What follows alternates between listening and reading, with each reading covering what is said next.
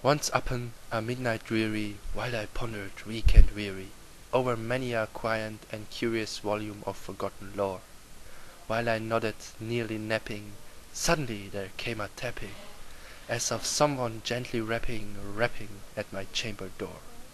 "'Tis some visitor," I muttered, tapping at my chamber door. "Only this, and nothing more." Ah! Distinctly I remember it was in the bleak December, and each separate dying ember wrote its ghost upon the floor. Eagerly I wished the morrow, vainly I had sought the borrow from my book's surcease of sorrow, sorrow for the lost Lenore, for the rare and radiant maiden whom the angels name Lenore, nameless here for evermore.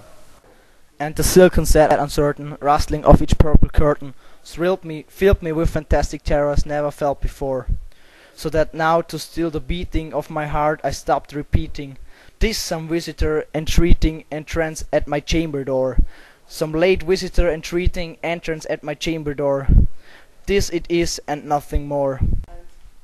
Presently my soul grew stronger, hesitating then no longer. "Sir," said I, "or madam, truly your forgiveness I implore, but the fact is I was napping, and so gently you came rapping, and so faintly you came tapping at my chamber door, that I scarce was sure I heard.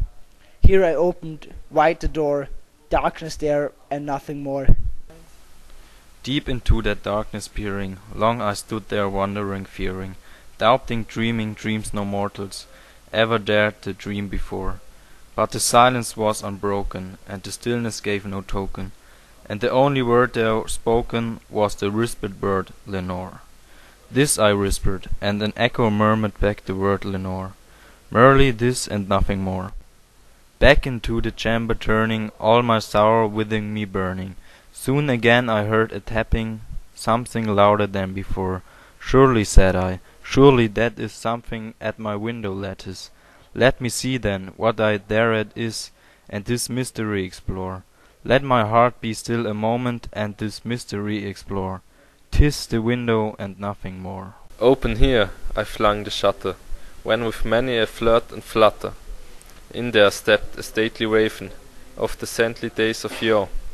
Not the least obeisance made he, not a minute stopped or stayed he, but with mine of lord or lady perched above my chamber door, perched upon a bust of Pallas just above my chamber door, perched and sat and nothing more. Then the ebony bird, beguiling my sad fancy into smiling, by the grave and stern decorum of the countenance it wore. "Woe, fie crest be shorn and shaven, woo," I said, "are sure no craven, ghastly grim and ancient raven, wandering from the nightly shore. Tell me what thy lordly name is on the night's Plutonian shore."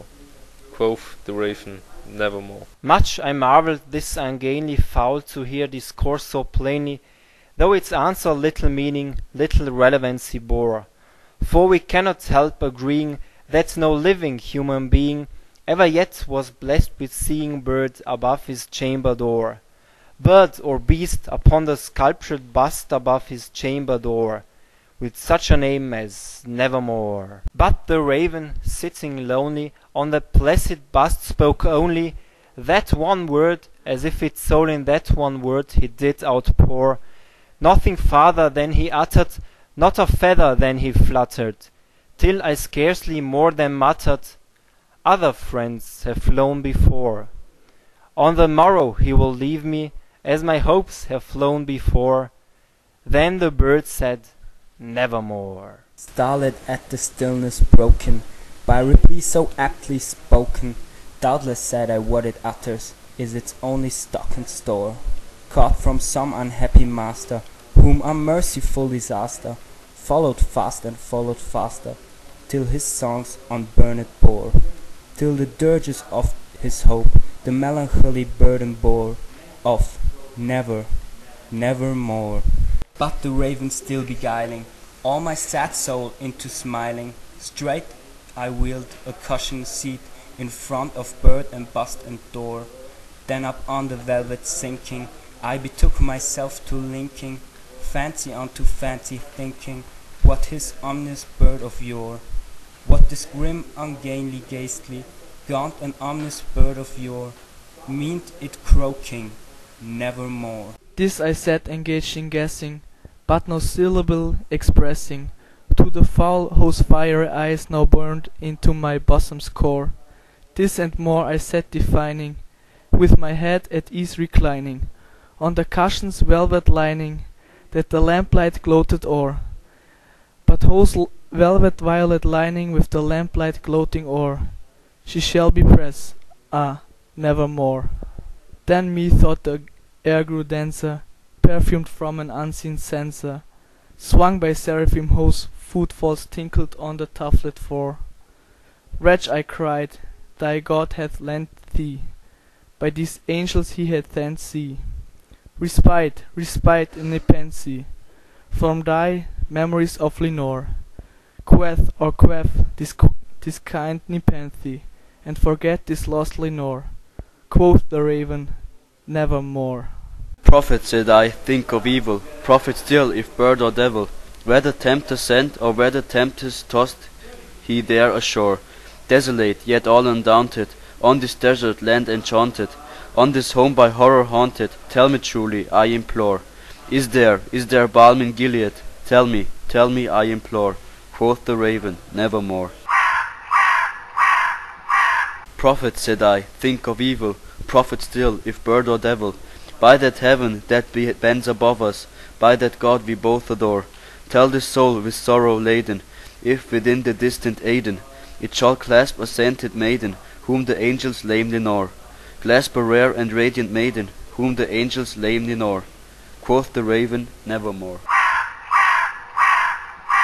By that hour sign of parting, bird of vent, I shirked up staring. Get thee back into the tempest and the night's plutonium shore. Leave no black plume as a token of that lie they should have spoken. Leave my loneliness unbroken.